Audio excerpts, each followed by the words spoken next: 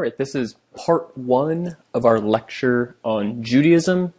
We are now entering the major monotheistic or Western or Abrahamic traditions that I'm assuming the class in general has more familiarity with. So we are going to do a couple things during this section on Judaism, Christianity, and Islam. We're going to, of course, not assume too much. I don't want to assume you have any deep knowledge about any of these traditions. So if you come from one of these traditions, this might seem like a basic presentation of each of them. However, don't take that for granted. Like I have said in past lectures, those who take for granted their own tradition tend to do worse on the exams in each of these traditions. So even if you're Jewish, you need to listen to this thoroughly because I might be giving you a presentation that you are otherwise unfamiliar with, not the type of lecture you might get at your temple or synagogue. Same for Christians. You might have familiarity with what you call the Old Testament or what Jews call the Hebrew Bible, but it might be coming from a new perspective. It indeed probably is coming from a new perspective, and you need to not take that for granted. So, Judaism, we're going to start with just some basic terminology. Again, some of this might be very familiar to some of you, but it's worth going over because I can't tell you how many times I hear people using the wrong terminology to describe what I think they're trying to describe, but incorrectly. So, first, when we're talking about Judaism, we're referring usually to a people, right? A group of people who identify as Jewish. Now, before 70 CE, that's 70 CE of the Common Era, before 70 CE, we're talking not about Jews quite yet. We're talking about a group of people that we'll refer to as the Hebrews or the Canaanites. I'll also refer to them as the Israelites. So these three names, Hebrews, Canaanites, Israelites, all referring to this ancient Jewish type group of people. The reason they're not really considered Jews yet is a bit complicated, but it comes down to the fact that there's a shift in history. After 70 CE, there's this historical event that occurs. The temple is destroyed, and after that period of time, the tradition, the religion of Judaism, takes on all sorts of new characteristics and rituals and habits and stories and so on and so forth.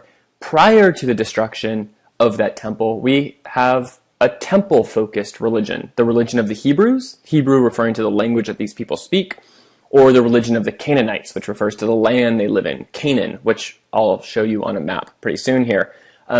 So I'm hoping throughout these lectures I'll do a good job talking about an ancient group of people called the Hebrews or the Canaanites or the Israelites. Those three terms we can use interchangeably.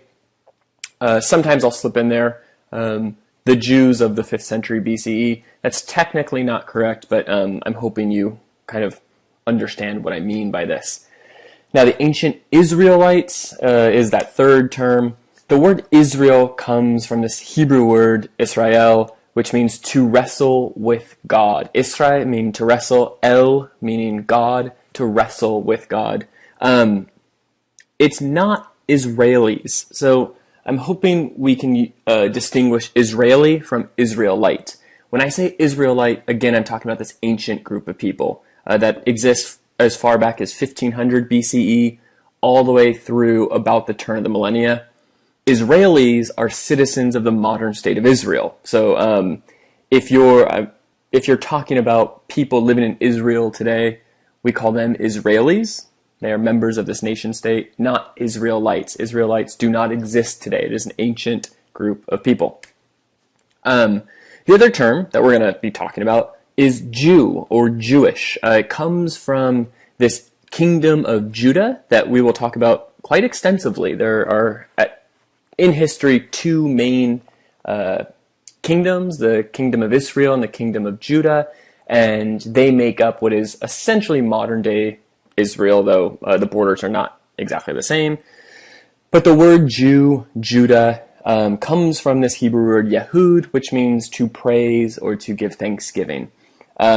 Judah is also one of the prophets. He's the son of Jacob. We'll talk a little bit about some of this biblical lineage, but not extensively. But when we're talking about people who practice Judaism today, we refer to them as Jewish people or Jews.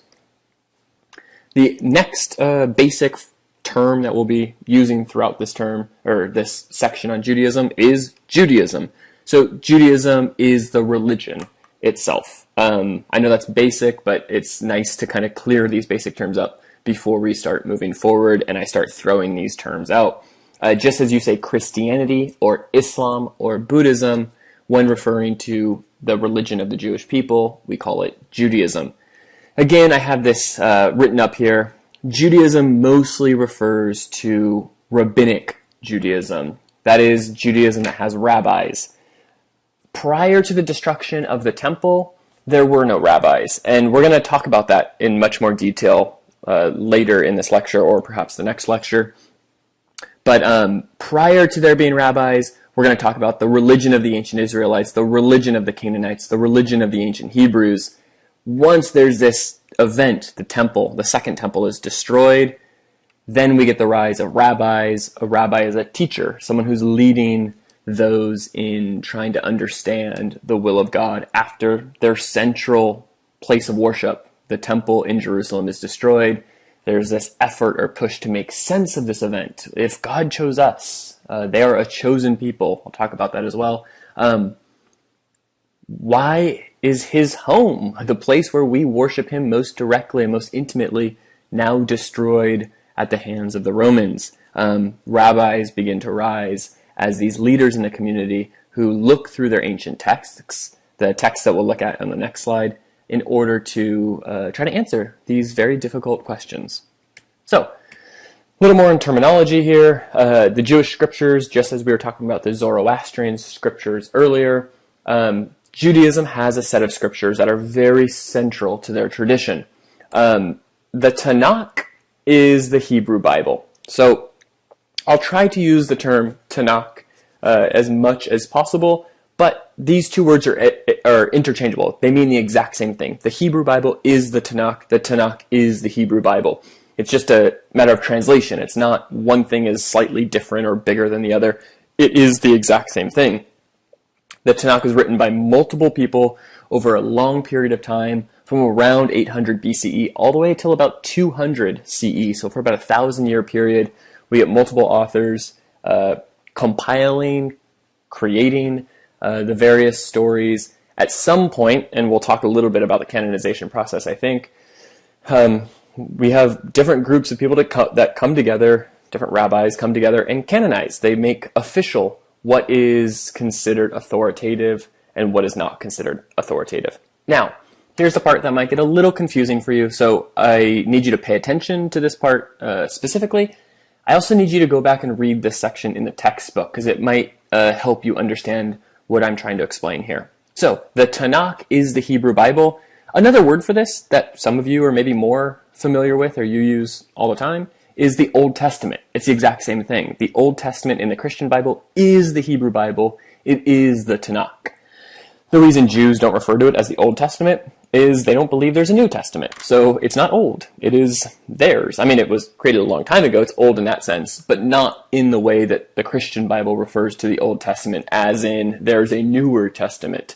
So Tanakh, Hebrew Bible, Old Testament, all the exact same thing. Now, what does that consist of? Well, it consists of 3 sections. There are 3 portions to the Tanakh, 3 portions to this Hebrew Bible. The Torah, the Nevi'im, and the Ketuvim. You can kind of remember it this way. Tanakh, T-N-K. It basically spells out the Tanakh for you. Torah, Nevi'im, Ketuvim. So this is the way the Hebrew Bible is divided up. The Torah is the first 5 books of the Hebrew Bible. It consists of Genesis, Exodus, Leviticus, Deuteronomy, and Numbers, or Numbers and Deuteronomy, depending on which version of a Bible you have. Sometimes this is called the 5 books of Moses. The Greek version is the Pentateuch. This is the portion that many of you are very familiar with. You've read Genesis, you've read Exodus, you maybe have read portions of Leviticus, Deuteronomy, or Numbers. This is called the Torah. And the Torah is that first section of the Hebrew Bible. The next section of the Hebrew Bible is called the Nevi'im, which means the prophets. And this is where you get your books like Joshua, Samuel, 1st and 2nd Kings, Ezekiel, so on and so forth. The third portion of the Tanakh are the writings. These are kind of the predictions for what's going to happen in the future. Things like Proverbs, Ecclesiastes, the poetic kind of beautiful writings in these ancient Hebrew scriptures. All together, again, the Torah, Nevi'im, and Ketuvim is the Hebrew Bible or the Tanakh. So that is the first sacred scripture. That is their Bible. So if you say, what is the Jewish Bible? It is the Tanakh. Now, there's a second set of sacred writings, some call them scriptures, that are very, very important to rabbinic Jews, all modern Jews. And that is called the Talmud. Now, the Talmud translates roughly to oral Torah. This basically is a document that is written by rabbis after the destruction of the Second Temple. We're going to go over that history in a lot of detail, so don't worry if you don't fully understand what is the significance of the destruction of the temple. We'll go through that, but I want to kind of talk about it briefly here with relation to, or in relation to the scriptures. So the Talmud comes later. It's written in 200 CE and 500 CE, so a bit later in history. They have the majority of the Hebrew Bible, or Tanakh, in front of them, and the Tanakh keeps talking about the temple. If you go through and you read the first 5 books, especially Leviticus and Deuteronomy, you see a lot of talk about the temple, sacrifices at the temple, different priests, the Pharisees, and so on and so forth. Now, it's focused on the temple that in history, 70 CE, that temple is destroyed by the Romans. They're under Roman occupation. Romans finally take their last stand against the Hebrews or Israelites at the time, and they destroy their temple, their central religious place of worship, where God is thought to reside. You get a bunch of rabbis then, people who begin to say, how did this happen? How could our central place of worship have been destroyed? So they get together, and they start to form what are called synagogues, or groups of 10 or more men above the age of 13 coming together to discuss the significance of their history, of their scripture, of God, so on and so forth. So they're looking at this Tanakh, they're looking at this Hebrew Bible, and they're trying to make sense of it. If God is commanding us in the Hebrew Bible to worship through the temple, and we have no temple, how do we make sense of this?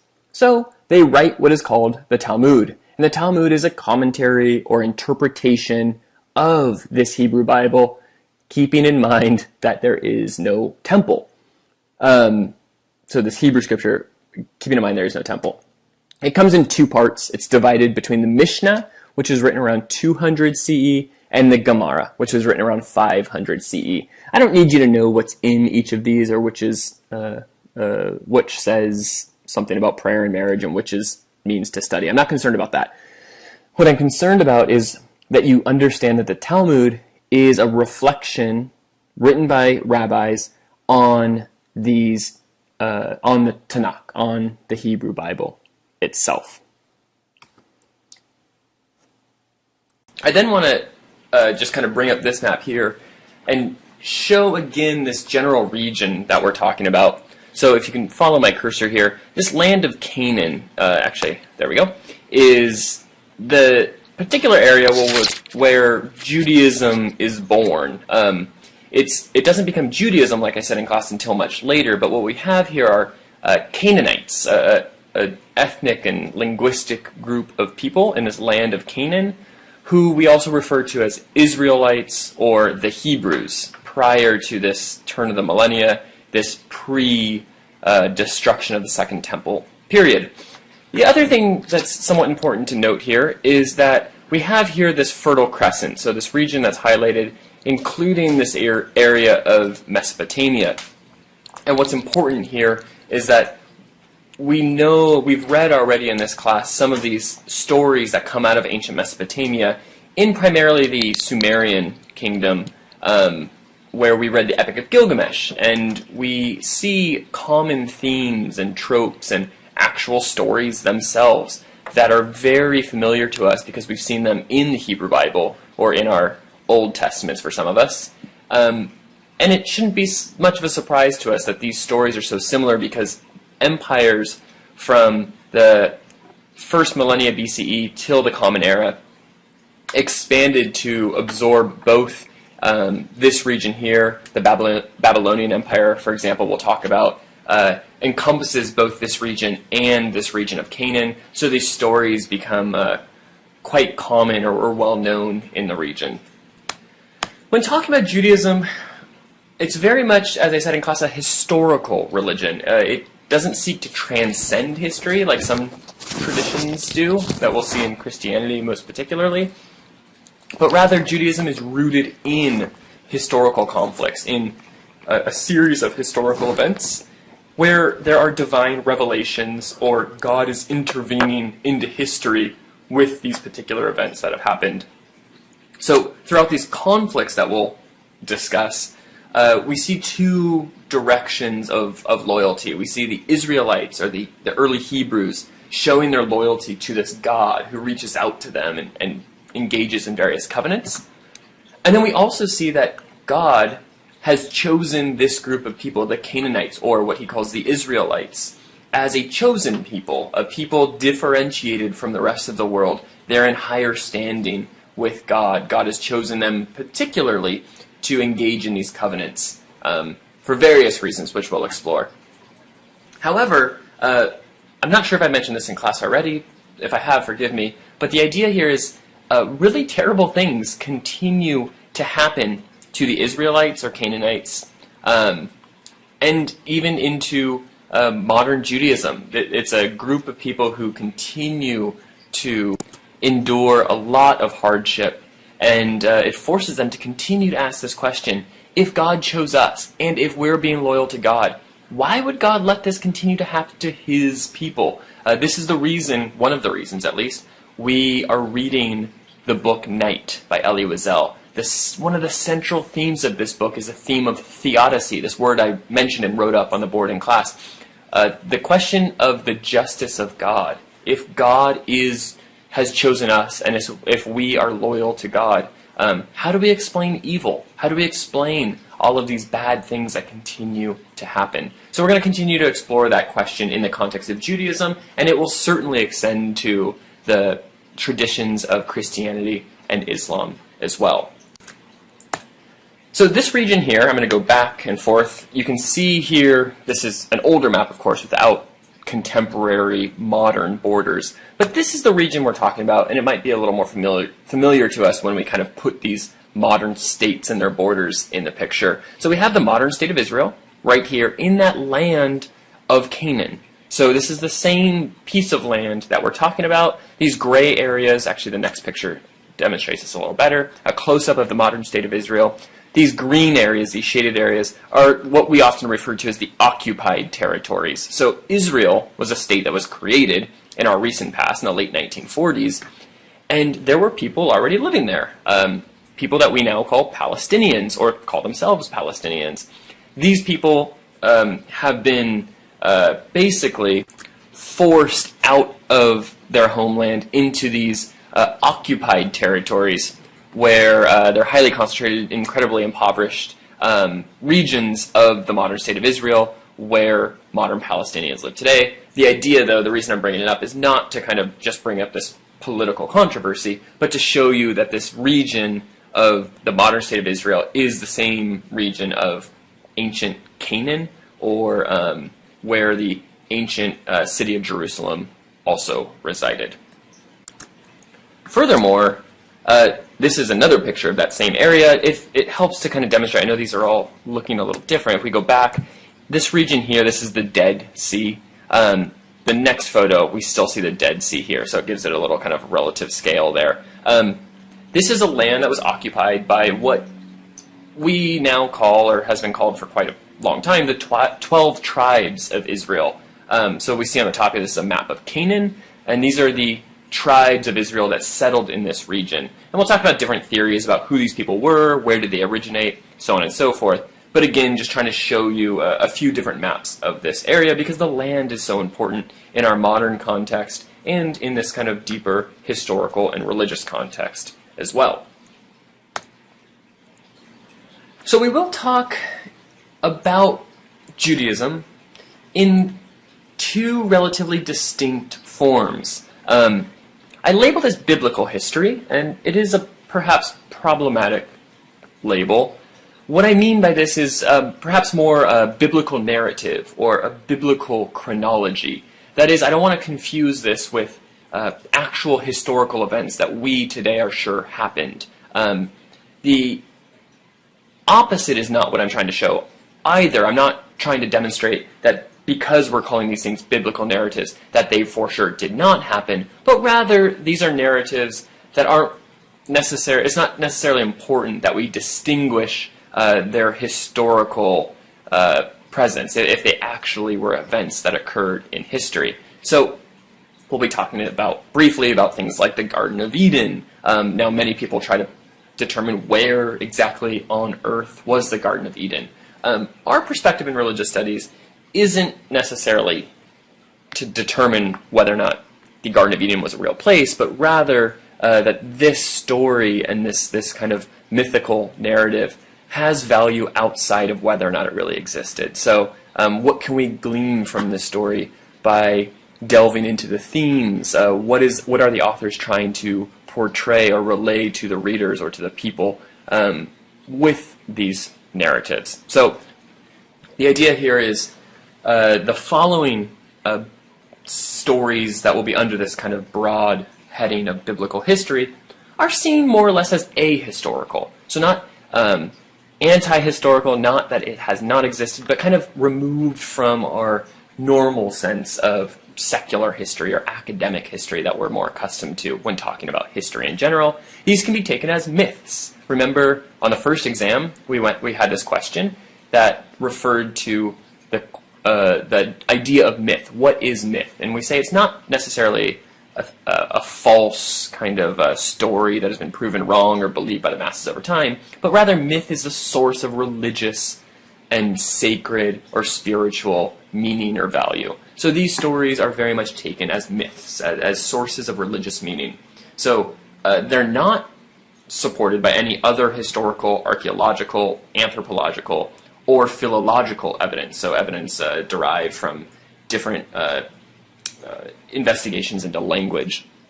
Rather, the sole source for these stories, the stories of Adam and Eve and Noah and Abraham and so on and so forth, come from Scripture. They come from the Hebrew Bible, or what some of you call the Old Testament.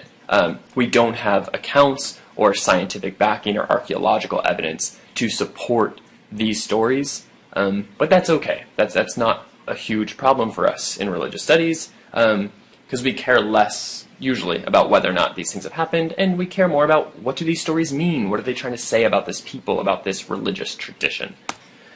So we'll start briefly. I'm not going to give a detailed account of these events, but the Hebrew Bible starts with Genesis. The word Genesis itself refers to beginning. So this is the creation story that many of us are somewhat familiar with. God created the world in 6 days. He created the light, heavens, earth, the sun, the stars, oceans, animals, and then humans. And on that seventh day, God rested, and we, as followers of God, shall also rest on that seventh day, or what we call the Sabbath. This creation story, if you remember, I said this briefly, is also found in Zoroastrianism. So in the ancient Avesta, we get a very similar creation story. And it shouldn't surprise us. We're coming from the same general region of the world where the ancient Persian Empire under Cyrus the Great has expanded across this area of Canaan. So these stories are transmitted and become more popular myths and archetypes that are used in various communities around this general region. So then we have this very familiar story of Adam and Eve. God created the very first human, Adam, and from Adam created Eve. And he's given them this garden to live in, this Garden of Eden that is quite paradise-like. And many people will refer to Adam as the very first prophet, or the very first person who has engaged in a covenant with God. Remember, we said a covenant is a contractual agreement. So God has said, I'm giving you all of this, and I'm only giving you really one piece of instruction, one rule that you need to abide by in order to keep your end of the covenant. And that is, and this is straight out of the first book, Genesis, where he says, "You are free to eat from any tree in the garden, but you must not eat from the tree of the knowledge of good and evil." Now, we all know, most of us probably know, a serpent comes in this deceptive way, tricks Eve and then Adam, or Adam and Eve together, depending on whom you ask, to eat from this tree of knowledge of good and evil. And in doing so, they break their end of the covenant. They disobey God in this very kind of very blunt way, the way that God says you are not to do this one thing, and they do this one thing. So we learn very quickly that God is upset with Adam and Eve, and he banishes them. And we should also note quickly that Judaism and Christianity relate to this story very differently. In Christianity, the story of Adam and Eve is quite fundamental. We get this, and we'll talk about this more at length in the section on Christianity, but we get this early theologian, Augustine, or St. Augustine, some of us call him, who offers a theological interpretation of the story for Christianity. And he says, oh, this is the fall of man. This is the source of original sin, which becomes a paramount notion, a theological notion within Christianity that many theologians then rely upon as this critical piece in these larger theological schemes. In Judaism, that's not the case. There's not this sense of original sin or the fall of man. This is taken as a story among many stories that is supposed to demonstrate, among other things perhaps, one ought to obey God, and when one does not obey God, there are consequences, and one should not do what Adam and Eve did. One should continue to obey God. So a much kind of simpler, less complicated version of the Adam and Eve story. So many Christians will be more familiar with the story than perhaps many Jews, or they give more importance to the story. They give it more weight than will most Jewish people today. A little side note here, in case you haven't heard the word prophet, maybe you've heard it but haven't really kind of understood what it means. We're just referring to those to whom God reveals wisdom. So a prophet is someone that God comes down and reveals something to.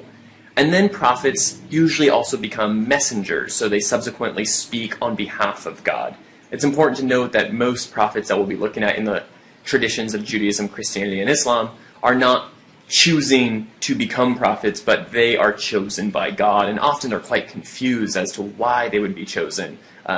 They, prior to this, just see themselves as normal, regular people, and the idea here, I think, is that because they're speaking such incredible, complicated, revealed truths, if it's coming from a simple person or someone who can't read and write, it must be a miracle if it's coming out of these normal, mundane, regular people. If it came from someone who is highly literate and intellectual, most people might just say, oh, you're just doing your intellectual musings. But when it comes from Joe Schmo down the street, there's a greater emphasis that God must have spoken directly to Joe Schmo down the street, because this is such an eloquent or advanced understanding of the world. So we're going to see people like Moses, and then especially Muhammad in the tradition of Islam, kind of occupy these roles of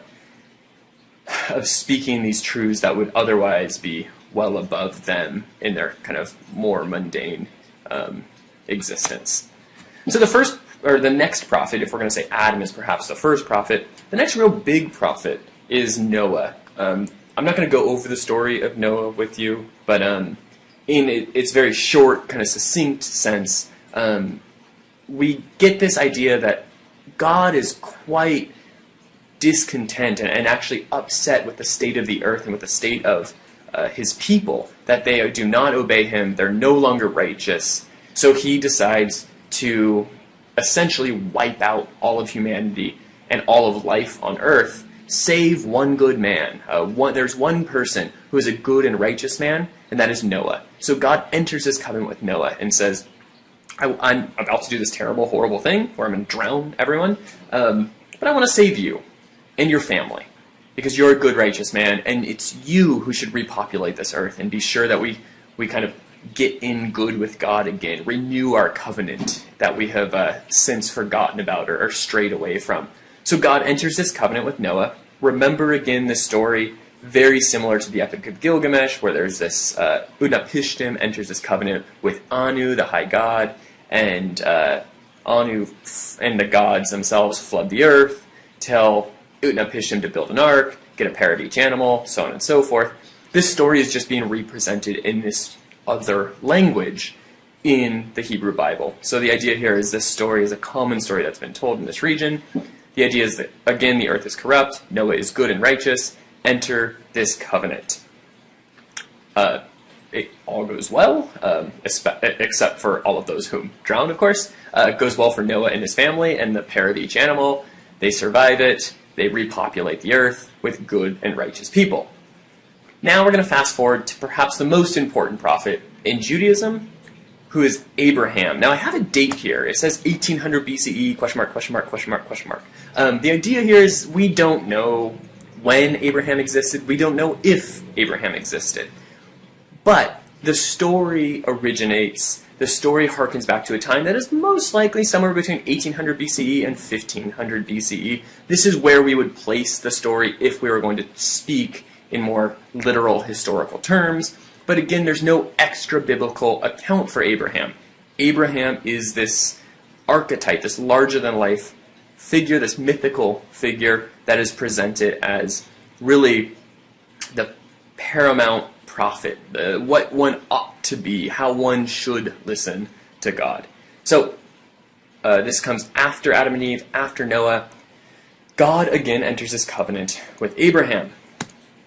Oh, I'm sorry, I should mention here too, Abraham is not just a Jewish, he is a Jewish prophet, early Israelite prophet, becomes a prophet in Judaism, but also is the central prophet in Christianity and Islam.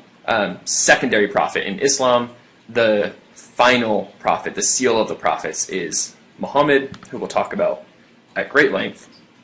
But you should know that all three of these traditions, Judaism, Christianity, and Islam, go back to this story of Abraham, the story of Abraham that we find in the Hebrew Bible. And these traditions build from this. So the idea is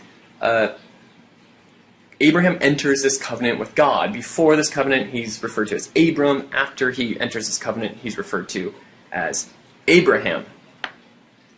So what is Abraham's covenant with God? Well, essentially, God approaches Abraham, and he says, I want to make this agreement with you. I will give you new land. So leave your land in Mesopotamia for this new land of Canaan, this area that I keep showing you.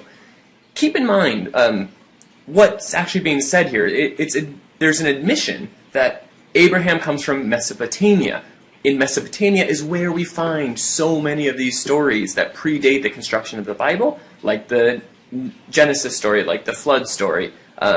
We also get a Moses-like story as well in this region in Mesopotamia. So there's this clear understanding that, yes, we are aware that there's this land of Mesopotamia and our land of Canaan, and we're constantly crossing paths. So this is not something that that needs to be hidden or is kind of a outlandish or fringe-like marginal claim. No, this is within the text of the Bible itself. And God says to Abraham, or Abram at the time, I will give you a nation, Canaan, and I will also give you descendants, so a people to fill this nation. And this will all be yours. So he picks him out of this land of Mesopotamia. This is a good man who can follow God. And he says, I will give you these things, and you don't actually have to give me that much back. The only thing at this point that Abraham is required to do is circumcise his descendants, the male descendants. So this has a couple different interpretations, but essentially circumcision is defining a people. So we do this, and it defines us as apart from you. But also think of it in terms of this is a renewal of the covenant. With each cut that we make, with each newborn or 3 days in born son, we are renewing this covenant with God by literally cutting the flesh. It's painful. It's making this covenant manifest in each of these situations. So at this point, Abraham says, great, this sounds wonderful. I get a whole nation of my own. This wonderful fertile land of Canaan is all mine, and I get descendants. So yeah, I can definitely circumcise my kids. No big deal. So this happens, and Abraham, has this covenant with God, and he has a son. So the fulfillment of the covenant is fully in play. It's beginning to pay off. He has this land of Canaan, and he has his son Isaac. Now, Isaac does represent God's fulfillment of the covenant. I've given you what you've asked, or what I promised you. Then, however, God does something which is unexpected at the time. At least it wasn't expected by Abraham. And we refer to this as the sacrifice. God commands Abraham to bring this son of his, this one son, Isaac, to Mount Moriah, and he tells him to bind him. Now remember, to bind was that root word of where we get of religio, that Latin root word for religious. It may have something to do with this notion of binding someone. It could come from an interpretation of this story. He then commands Abraham to take Isaac, who is bound, to make a fire, to offer a burnt offering to God, and he says, sacrifice him. So Abraham, he commands him to take out his knife and to sacrifice his one son. The fulfillment of the covenant, he says, kill your own son, end the covenant in this sense. And Abraham obeys. So Abraham takes out his knife, and as he raises his knife, depending on which story or which translation of the story you're reading, as he gets his knife at the very least, God interjects and says no. And he replaces Isaac, his son, with a ram and says, sacrifice this ram instead. So he does that.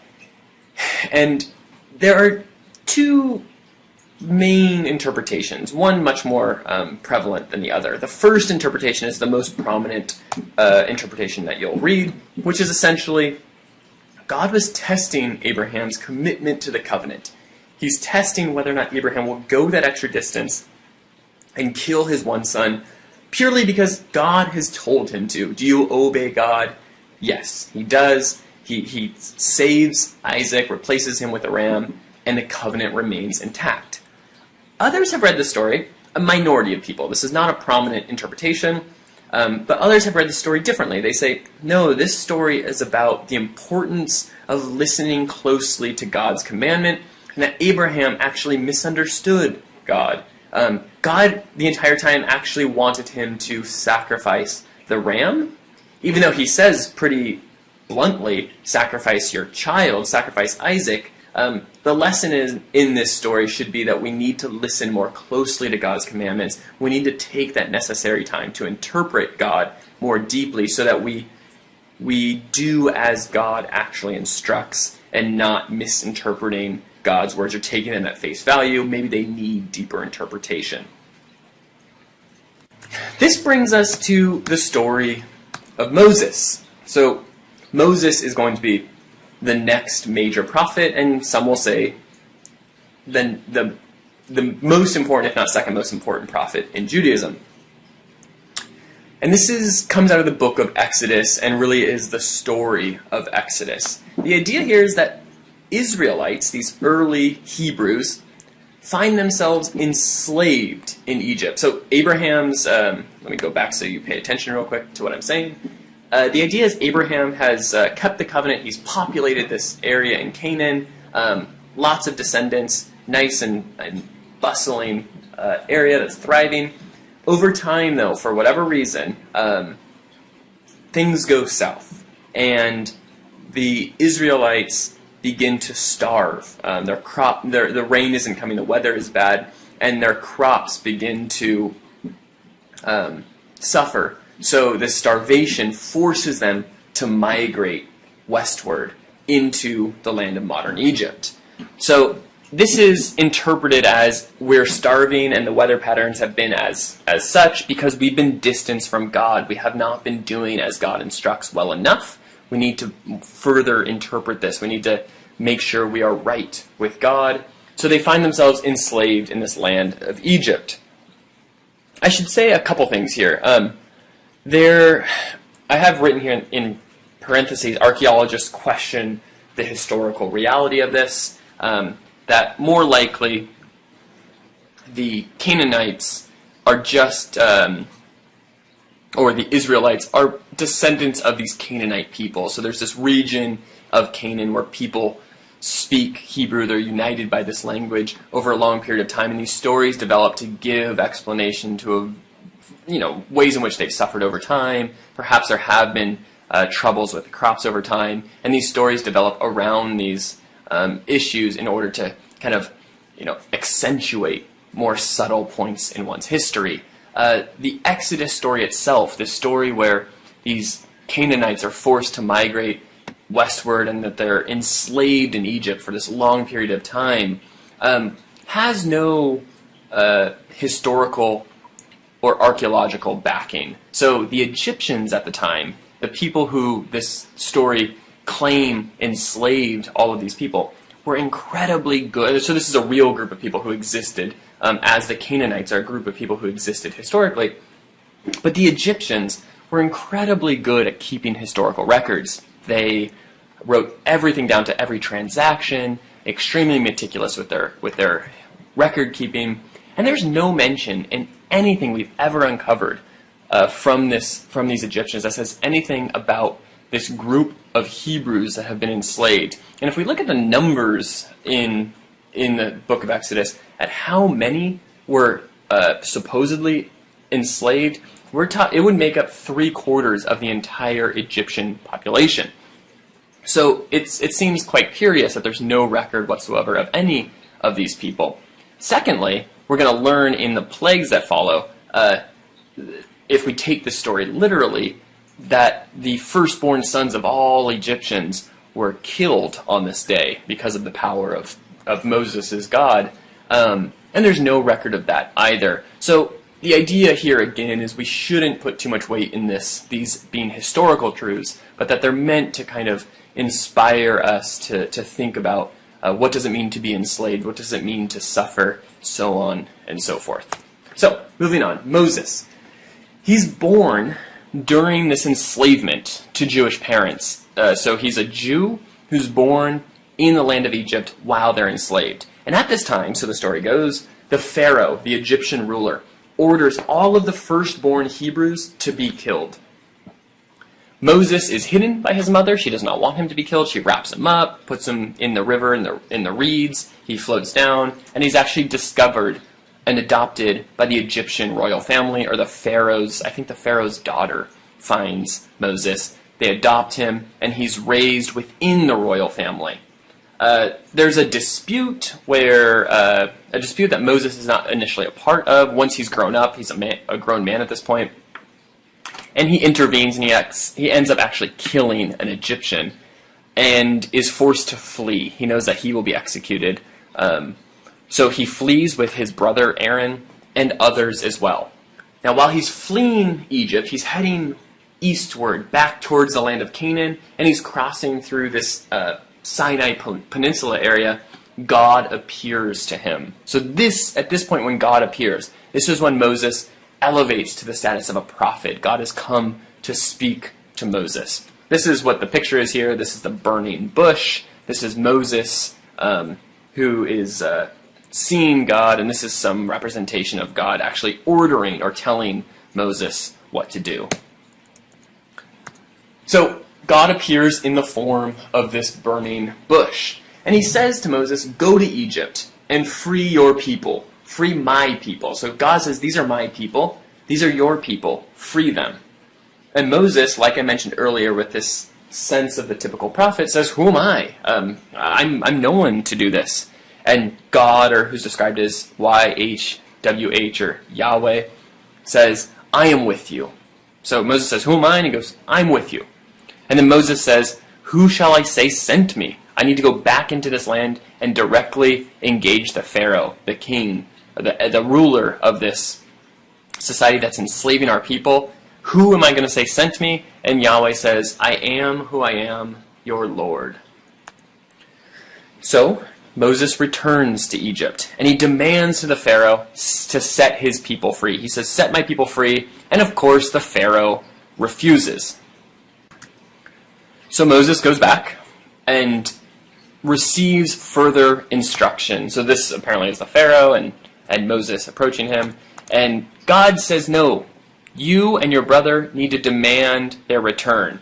So Moses, through the power of God, responds with what are known as the 10 plagues. I don't know that I'll go over all the 10. I don't actually have all the 10 listed here. But I'll say the 10. There's the first one that is the plague of the blood or the water to blood, plague of the frogs, plague of the gnats or the lice, plague of the flies. There's the plague of the disease, plague of the boils, plague of the thunder or hail, plague of the locusts, and the plague of darkness. And then there's this final plague, which we'll talk about at length. The first one, the plague of the blood, here's the line of scripture, Exodus 7:16-18.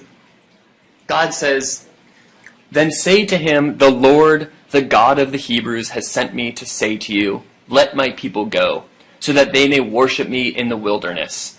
But until now you have not listened. This is what the Lord says. By this you will know that I am the Lord. With the staff that is in my hand I will strike the water of the Nile, and it will be changed to blood. The fish in the Nile will die, and the river will stink. The Egyptians will not be able to drink its water." So they're trying to hit the Egyptians where it hurts and show the power of God in order to let his people go.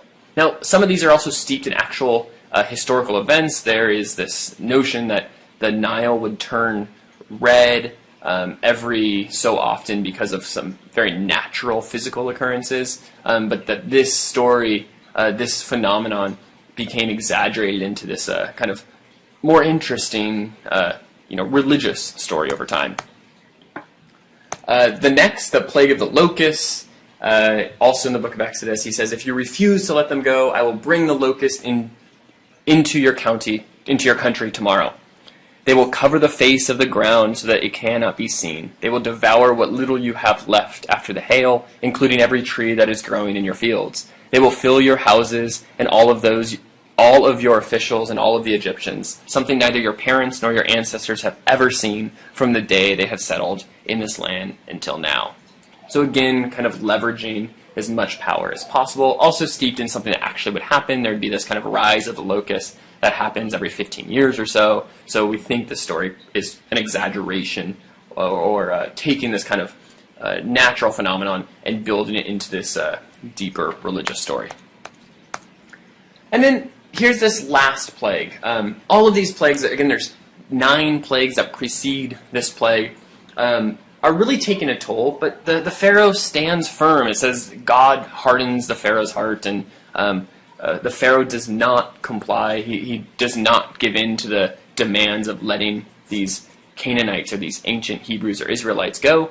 Instead, he stands firm until this last plague. And this last plague is something that we shouldn't take lightly. We should think about what God is doing here. This is called the plague of the firstborn. So Exodus 11, 1 through 10. I actually don't have all of 1 through 10, but this is a shorter snippet of it. "So Moses said, 'This is what the Lord says. About midnight I will go throughout Egypt. Every firstborn son in Egypt will die, from the firstborn son of the Pharaoh, who sits on the throne, to the firstborn son of the female slave, who is at her handmill, and all of the firstborn of the cattle as well. There will be loud wailing throughout Egypt, worse than there ever has been or ever will be again.'" So God comes in, Moses comes in through the power of God, through the instruction of God, and says, now we will get you. In a sense, God is committing genocide. It is the deliberate killing of a large group of people based on an ethnicity. So we will kill all of these Egyptian firstborn sons, and we will strike it down, and this will cripple the heart and the will of the Pharaoh, and finally allow the release of the Canaanites who were enslaved. And this happens in the biblical sense. We have no record of this historically. So this happens. The ancient Israelites are told to take the blood of a lamb and mark their doors, so that when the angel of death passes over to take these firstborn sons, they will pass over the homes of the Israelites to know not to take the firstborn Israelite or Hebrew sons. This becomes the story of Passover, which we'll talk about later next week. So this is successful. Moses then takes his people, and he leads his people out of Egypt to the land of Canaan, to their homeland. And in doing so, must cross the Red Sea. And this is where we get the story where Moses, through the assistance of God, is able to part the Red Sea, and they can continue on to the land of Canaan. Many people have tried to kind of demonstrate how this story might have derived. One person was able to demonstrate that in this region, every 2,400 years or so, this strong enough wind comes through this land that would actually be able to divide a portion of the sea enough where it would lower the water levels a couple feet to where it would reveal underlying ridge that exists in the Red Sea, and that you might actually be able to walk across it. So again, not necessarily important, but we should know that these stories come out of possible real experiences and then are just expounded upon in this literary form thereafter. So on the way back to the land of Canaan, Moses comes to Mount Sinai, or what's referred to in places of Mount Horeb. And at this point, God reveals the Ten Commandments in tablet form to Moses. Moses is this new prophet, the one who is renewing the covenant. And again, this is a form of what we call revealed ethics. I don't know if you remember on day 1 or 2, I talked about how many religions or religious traditions have a sense of revealed ethics. God is revealing a way in which one ought to live his or her life. So in the Ten Commandments, the Ten Commandments that we're very familiar with, it's listing, you may do this, you may not do this, you may not do this. This is God's new revelation, his new covenant. So it's now pushed beyond this original covenant with Abraham, where God tested Abraham perhaps and tested his loyalty, to now a further step of God's actually giving instructions to his people on how to live. This is God's will in tablet form. And he's also given, Moses is given this Ark of the Covenant. It's essentially this large chest that is constructed that contains the Ten Commandments, that's thought to be extremely holy, where God resides within a portion of this Ark of the Covenant that contains the Ten Commandments. So they get the Ten Commandments, they continue on their way to the land of Canaan, and these kind of 12 pictures here are meant to represent the 12 tribes of Israel. So along this Exodus, we have these 12 sons of Jacob. We'll talk about Jacob in a little bit here as well, who are said to occupy the land of Canaan in these 12 distinct regions. So the 12 tribes of Israel are the sons of Jacob. Jacob becomes known as Israel. His name becomes Israel. And Jacob is the son of Isaac. Isaac is the one who Abraham was going to sacrifice. So Jacob is Abraham's grandson. And it is his sons who are considered the 12 tribes of Israel, who settle throughout this region of Canaan, who become known as Canaanites. We also refer to them as Israelites because they are the sons of Israel. Jacob's name becomes Israel after he wrestles. That's another story. And these are also what we refer to as the ancient Hebrews. This would be the linguistic marking